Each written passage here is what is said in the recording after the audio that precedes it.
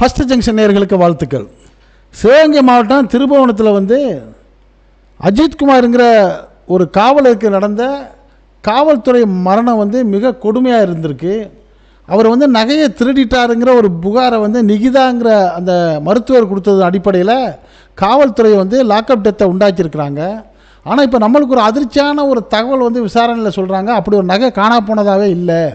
அந்த நிகிதாங்கிறவங்க இந்த அஜித்குமாரை பழிவாங்கிறதுக்காக இப்படி ஒரு பெட்டிஷன் கொடுத்துருக்காங்க. இது ஒரு அதிகார துஷ்பிரயோகம் அப்படிங்கிற ஒரு பகீர்த தகவல் மட்டும் இல்லாமல் அங்கே உள்ள என்னென்னலாம் நடந்துச்சு, எவ்வளோ மோசமான நடவடிக்கைலாம் நடந்திருக்குது, இது எவ்வளோ பெரிய அத்துமீறல்ங்கிற சில தகவல்களை நம்ம பார்க்க நெஞ்சு பதபதைக்குது. இப்படி இருந்தால் என்ன நாடு ஆகுங்கிற ஒரு பரிதவிப்பு வந்து இன்றைக்கி தமிழகம் முழுக்க ஒரு பெரிய கலக்கத்தை ஏற்படுத்தியிருக்குது.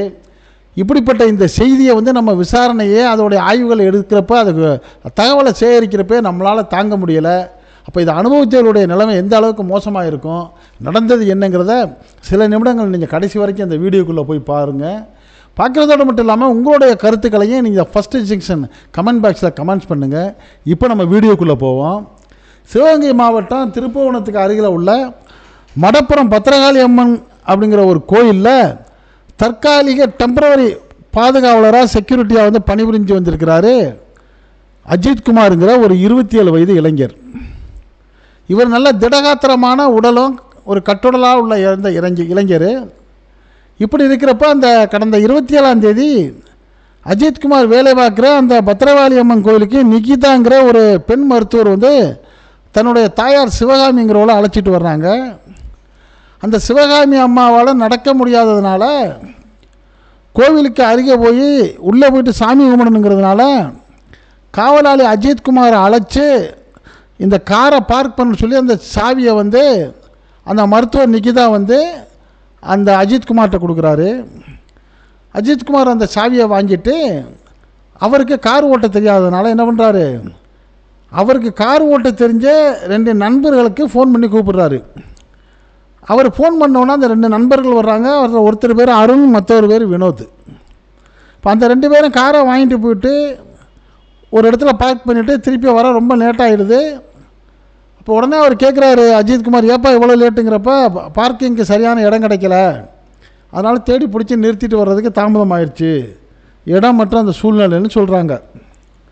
இப்போ பிரச்சனை என்னென்னா, இந்த நிகிதா வந்து என்ன சொல்கிறாங்க, நாங்கள் வந்து அந்த காரில் வந்து ஒரு ஹேண்ட்பேக்கில் 9.5 பவுன், சுமார் 9 to 10 பவுன் நகை வச்சுருந்தோம். ஒரு செயின், ஒரு தோடு, ஒரு மோதிரம் இதெல்லாம் வச்சுருந்தோம். அதை வந்து ஒரு ஹேண்ட்பேக்கில் போட்டு பின் சீட்டு அடியில் வச்சுருந்தேன். அந்த பேக்கு வந்து இப்போ திறந்து கிடக்குது, அதில் இருந்த நகை காணா. அப்போ இது காணா போனதுக்கு காரணம் வந்து நான் கார் கீயை வந்து அஜித்குமார்கிட்ட தானே கொடுத்தேன், இதுக்கு காரணம் வந்து அஜித்குமார் தான் சொல்லி ஒரு புகாரை வந்து நிகிதா வந்து காவல்துறையை சொல்கிறாரு. இந்த புகாரை பார்க்குறப்ப உங்களுக்கு இன்னொரு திரைப்படம் நினைவுக்கு வரும்னு நினைக்கிறேன். அது என்ன திரைப்படம்னா, ஜெய்பீம்ங்கிற ஒரு திரைப்படத்தில் ராசா கண்ணுங்கிற ஒருத்தருக்கு இதே மாதிரி ஒரு சூழ்நிலை ஏற்பட்டு அபாண்டமான பழி சுமத்தப்பட்டு அவர் அந்த நகையை எடுத்துருக்கவே மாட்டார், காவல்துறை அடித்து அவரை கொன்றுவாங்க. அது பெரிய வழக்காக மாறும், அதை நம்ம பார்த்துருக்குறோம். அதே போல் தான் இந்த அம்மா வந்து இவர் மேலே புகார் கொடுத்த உடனே இதை மானாமதுரை குற்றப்பிரிவு போலீஸ் என்ன பண்ணுறாங்க, உடனே அதை விசாரிக்கிறதுக்கு ஏற்பாடு பண்ணுறாங்க. ஏற்பாடு பண்ணதில் ஒரு பெரிய ஆச்சரியம் என்னென்னா, ஒரு புகார் மனு கொடுத்தா முதல் எஃப்ஐஆர் போடணும். எஃப்ஐஆர் போட்டு 1 நாள் 2 நாள் 3 நாள் விசாரிப்பாங்க.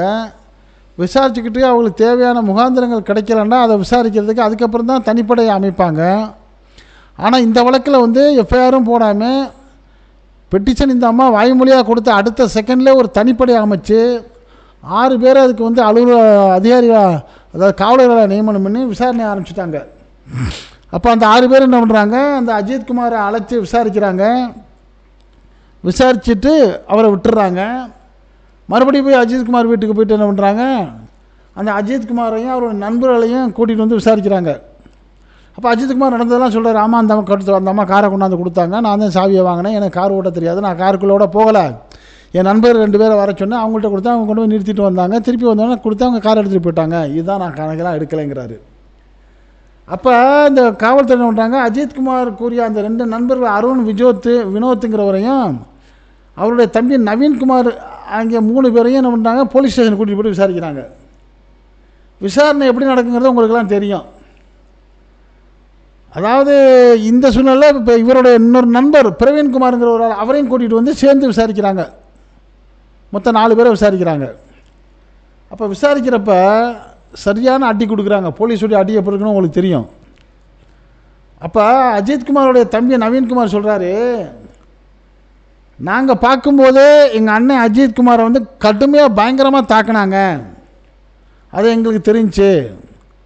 அஜித்குமார் உடம்புல பல இடங்களில் வந்து காயங்கள் இருந்ததை எங்களால் பார்க்க முடிஞ்சு அப்படின்னு சொல்லி கதறி அழுதுகிட்டு சொல்கிறாரு.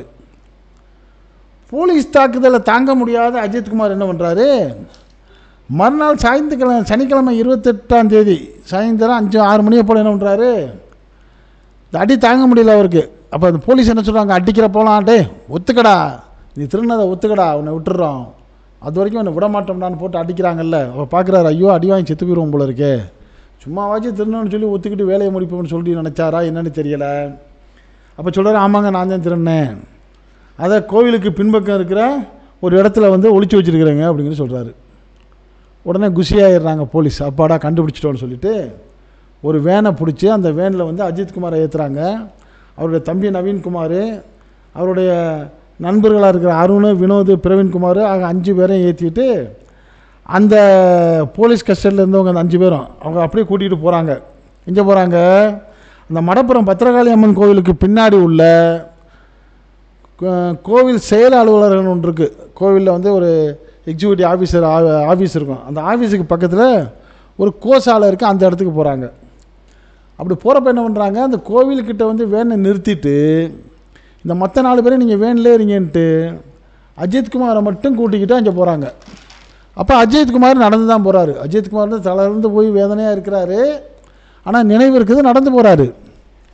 நடந்து போய் அந்த இடத்துல போய்ட்டு எங்கேப்பா இருக்குது காட்டுங்கிறப்ப அவர் என்ன சொல்கிறாரு, இவர் என்ன நினச்சி போயிருக்கார், உண்மையில் அஜித்குமார்னா நம்ம திருடலை, இங்கே ஸ்டேஷனில் வச்சு குத்துன்னு குத்துறாங்க, பல இடங்களில் கூட்டிகிட்டு போய்ட்டு விசாரிக்கிறாங்க, நம்மளுக்கு உதவ குரலுக்கு கேட்குறதுக்கு ஆள் நாதி இல்லை, ஆமான்னு ஒத்துக்கிட்டு அந்த கோயில்கிட்ட போயிட்டோம்னா அங்கே உள்ள அதிகாரிகள் யாராச்சும் வருவாங்க, உள்ள நிலைமையை சொல்லி நம்ம தப்பிக்கலாம், நம்ம பேச்சுக்கு 2 பேர் ஏவம் கேட்க வருவாங்கன்னு நினச்சிக்கிட்டு தான் இவர் சொல்லியிருக்காரு. ஆனால் அந்த இடத்துக்கு இவருக்கு யாருமே ஒத்துழைப்புக்கு வரல. வேறு வழி இல்லாமல் அப்போ அந்த இடத்துல சொல்கிறார், ஐயா நான் நகையெல்லாம் திருடலையா, ஏன்னா நகையை எடுத்து கொடுக்கணும்ல, ஒரு ஒழிச்சு வச்சுருந்தா தானே எடுத்து கொடுப்பாரு, போய் தானே சொன்னார், நான் நகையெல்லாம் திருடலையா, உங்கள் அடி தாங்க முடியாமல் நான் அப்படி ஒத்துக்கிட்டேன், நிர்வாகம் எனக்கு யாராச்சும் ஒத்துழைப்புக்கு வருவாங்கன்னு பார்த்து யாரும் வரலையே, நான் என்ன பண்ணுறேன்னு சொல்லி புலம்பி அழுதுருக்காரு. இது எவ்வளோ பெரிய வேதனை பாருங்கள். ஒரு மனுஷன் ஒரு 9 பவுன் 10 பவுன் நகைக்கு தீர்ப்பு வந்து என்ன கொலையாங்க, அந்த அளவுக்கு இதை கேட்டவுடனே ஒரு மனசு இலகி இருக்கணும் அந்த காவல்துறைக்கு. ஆனால் இலகலை, மேற்கணும் வக்கரமாக இருக்குது, அடி சூப்பராக தாக்கியிருக்காங்க. அதில் ஒரு அடி வந்து குரல் வலையிலோடு விழுந்திருக்குங்கிறாங்க. அந்த குரவலை நசுங்கினதுனால தான் அவருக்கு வந்து உயிரிழப்பு ஏற்பட்டது அப்படின்னு சொல்ல வர்றாங்க.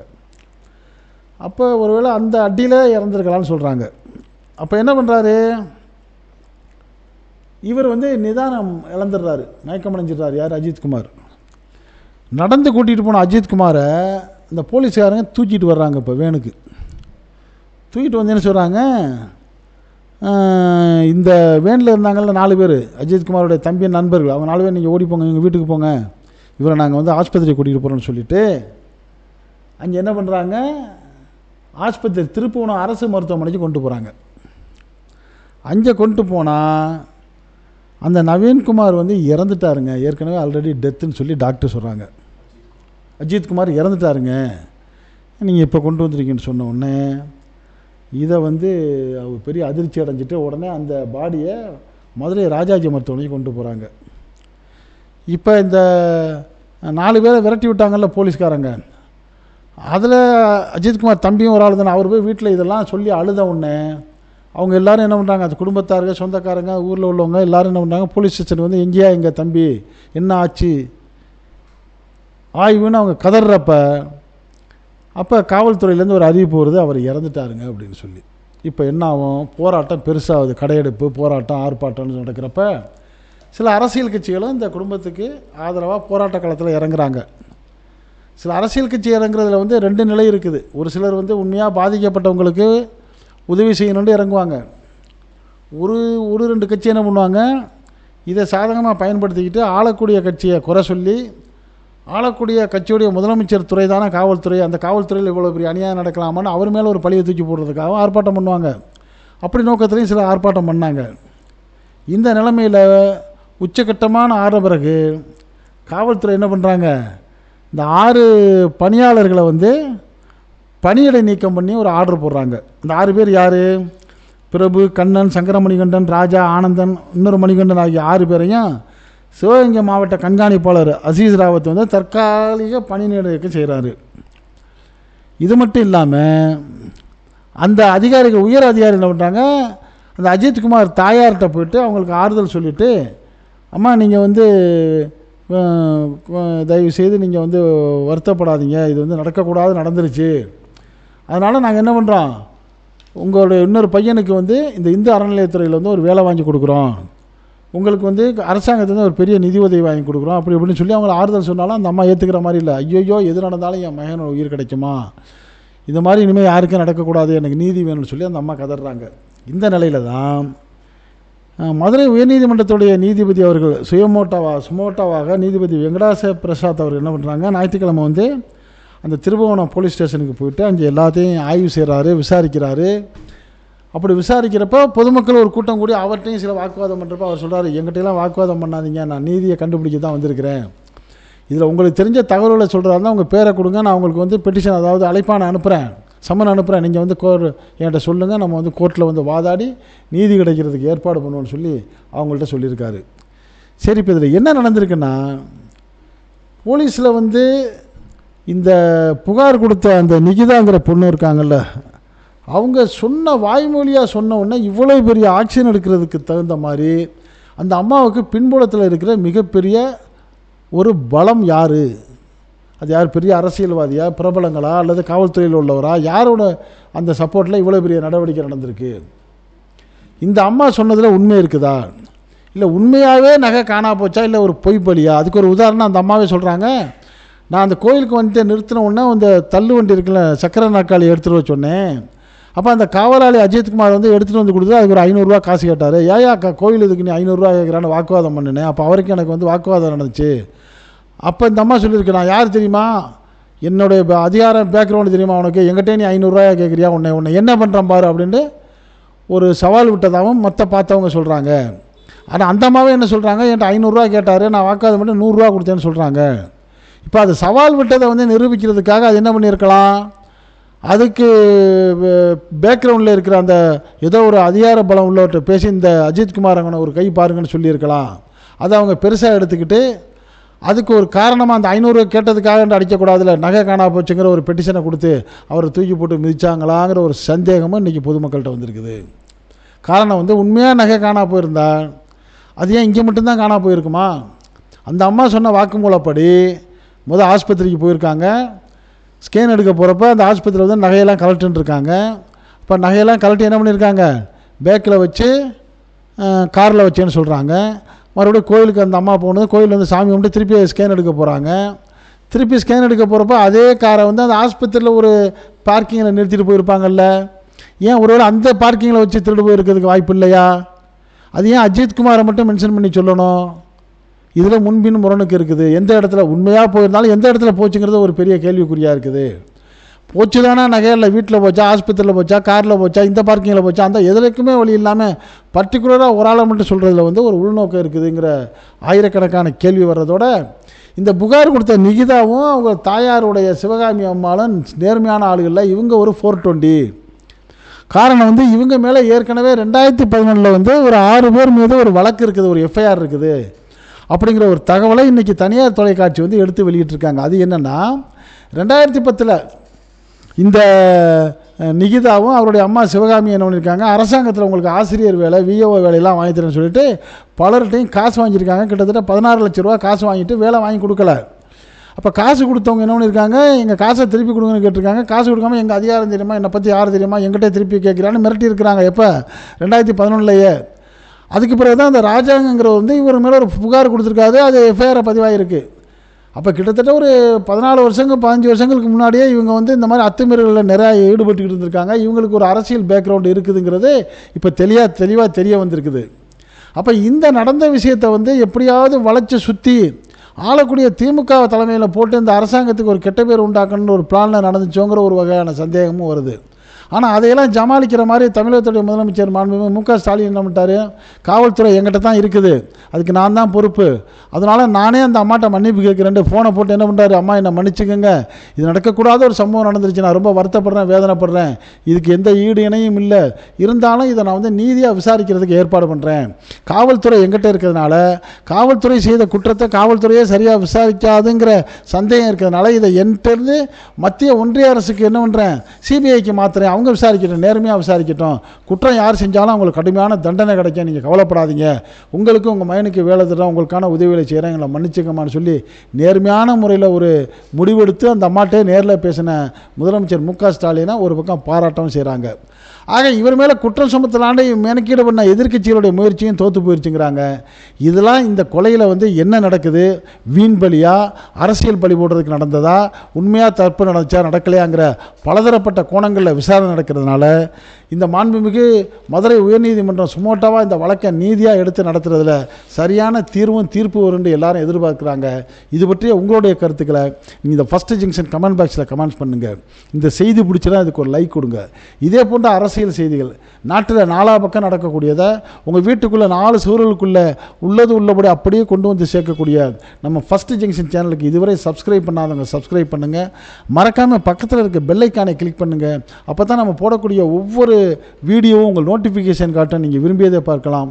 என்றும் இணைந்திருப்போம். உங்கள் அன்பன் அஷ்ரஃப் அலி. நன்றி, வாழ்த்துக்கள்.